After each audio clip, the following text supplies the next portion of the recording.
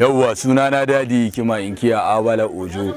A cikin fim din farin wata sunana Mikiya hangen nesa. Gaskiya dai ina wa dukkanin masoyan mu na faɗin duniya da suke kallon fana-fanan mu a ko ina suke, ina wasu albashir da cewa farin wata sha kallo season 2 na bayyana ina ciki.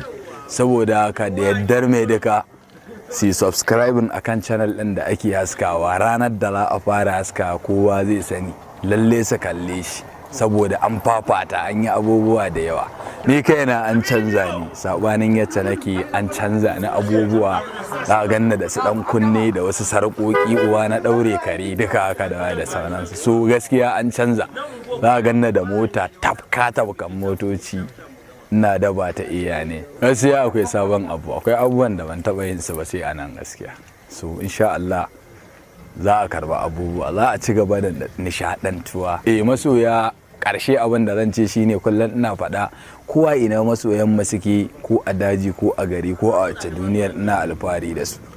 Kuma ko ina masoyi yake ina iya zuwa in ganshi, kamar yadda suke ƙaunata, ba haɗin uwa ba na uba ba waye, kawai Allah ya saka suna ƙaunata, ni ma ina ƙaunar su saboda darabba na ba wahala. One love. Kamar na so in gane ki ko?